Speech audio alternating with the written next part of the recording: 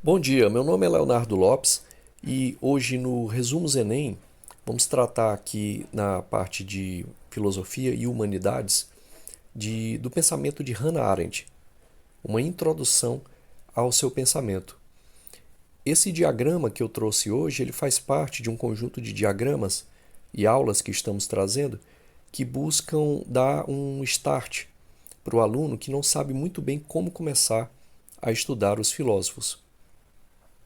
O pensamento de cada filósofo, muitas vezes, é muito intrincado e somente nas aulas, na escola, não se tem condição de abordar totalmente esse pensamento, ou pelo menos os seus pontos principais. E é isso que procuramos trazer aqui. O pensamento de Hannah Arendt é um pensamento extremamente atual. Ela é uma pensadora do século XX, analisou basicamente regimes ético-políticos, refletiu sobre os diversos contextos totalitários do século XX e é uma pensadora que volta e meia cai em alguma questão do Enem. E, ademais, além disso, o seu pensamento, por conter muito a reflexão filosófica, a reflexão ética, a reflexão sobre a moral, é fundamental para embasar outros estudos, como os estudos de história, e até mesmo para dar um embasamento maior ao aluno para a realização de melhores redações. Bem, dito isso, vamos passar aqui ao pensamento desta pensadora. Como eu disse, esse diagrama ele vai buscar mostrar os principais pontos, os principais tópicos e subtópicos para alguém que quer começar a estudar a Hannah Arendt. Nesse sentido, é uma introdução ao pensamento. Ele tem um caráter introdutório, essa nossa aula.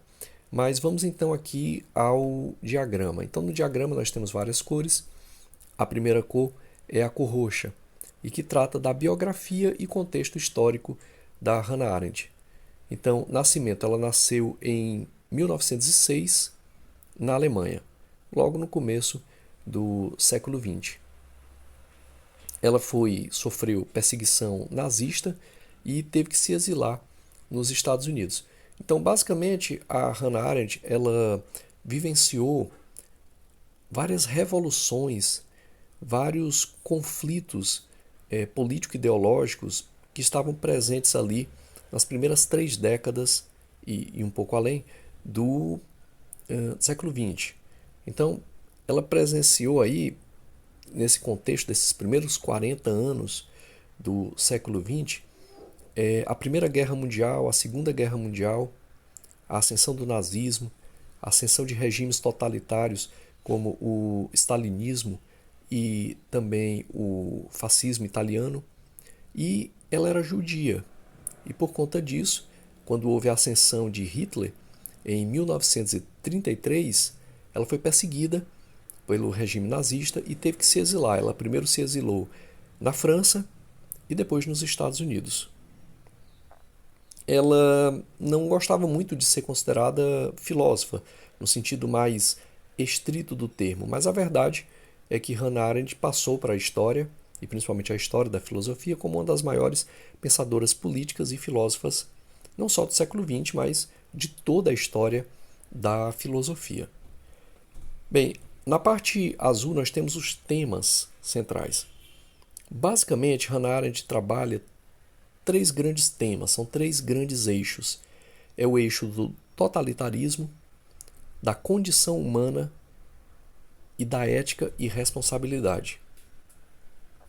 Então, indo aí para o primeiro grande tema, um dos maiores temas que ela trabalha, que é a questão do totalitarismo, ela vai analisar em obras como Origens do Totalitarismo a origem de regimes totalitários e suas características. Como exemplo, a gente pode dar aí o nazismo, o stalinismo, o fascismo. Ela analisou todos esses regimes. E para ela, o totalitarismo, basicamente, é um sistema político-ideológico, sobremodo econômico, que tem poder e que utiliza esse poder de uma forma totalitária no sentido de controlar a vida pública e privada das pessoas.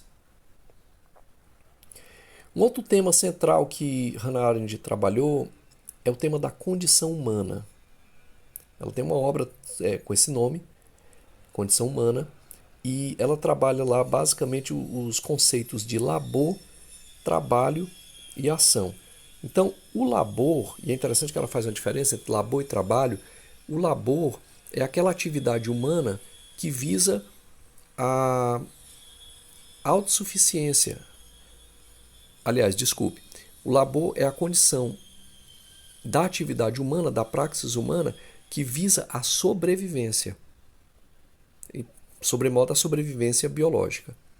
O trabalho seria a praxis humana, quer dizer, seria a atividade humana que tem um sentido mais social e coletivo e que busca criar obras que persistam no tempo.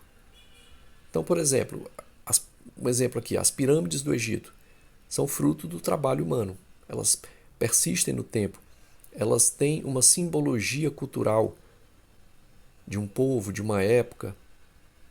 E por último, ela trabalha também o conceito de ação. O conceito de ação é o conceito mais político e social que se faz no espaço público e que visa, sobremodo, a liberdade humana. Ainda na obra A Condição Humana, ela vai fazer uma diferenciação e vai trabalhar bastante os temas do espaço público e do espaço privado. São dois temas que ela trabalha ainda nessa obra. Ainda aqui no diagrama, na cor azul, ética e responsabilidade. Ela vai trabalhar, ela trabalhou isso numa obra chamada Eichmann em Jerusalém, onde ela analisou, tem aí no outro ponto, né, reflexões sobre o julgamento de Adolf Eichmann. Quem era Adolf Eichmann? Era um dos principais articuladores da logística do Holocausto. Era um dos principais homens do nazismo e de Hitler. Então, é nessa obra, Eichmann em Jerusalém, que ela analisa e que ela cria um dos seus mais famosos conceitos, que é o conceito da banalidade do mal. E o que é basicamente esse conceito da banalidade do mal? É que ela vai mostrar que o mal, isso em linhas bem gerais, ela vai mostrar que o mal ele emerge não somente de monstros, mas emerge sobretudo de pessoas comuns que agem e obedecem ordens sem reflexão crítica, ou seja, de forma acrítica. É aí que ela vai mostrar a questão da banalidade do mal.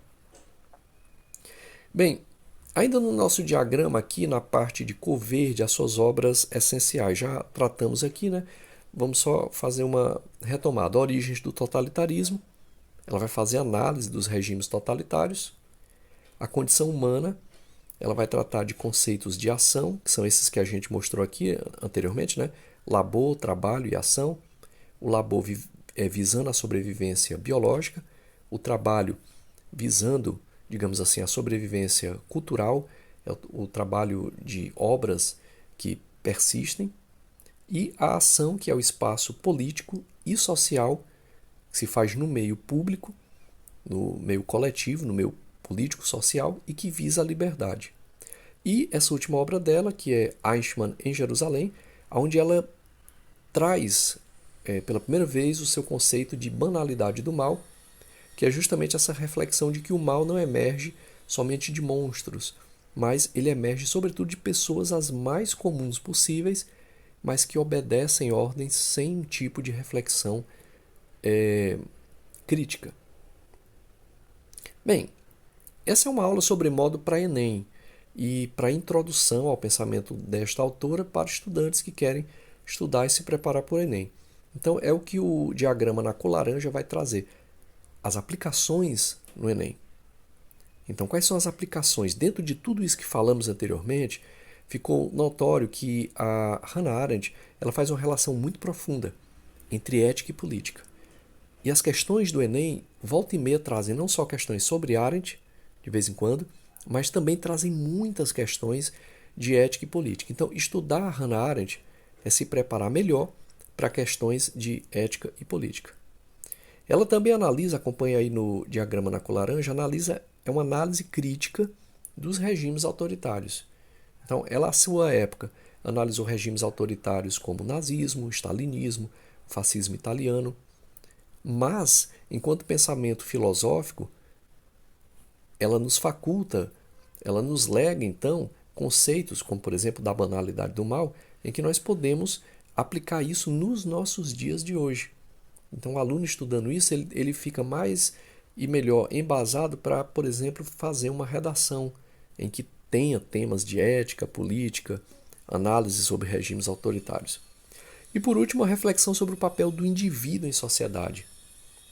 Uma das coisas mais interessantes no meu modo de entender, que a Hannah Arendt traz, é que ela mostra que o indivíduo ele tem sempre a possibilidade da liberdade, ainda que tardia, ainda que bem difícil de ser alcançada, mas essa possibilidade da liberdade e, sobremodo, ela não exclui que todos nós temos responsabilidade individual e coletiva, mesmo que estejamos em um regime opressor, um regime autoritário, um regime totalitário.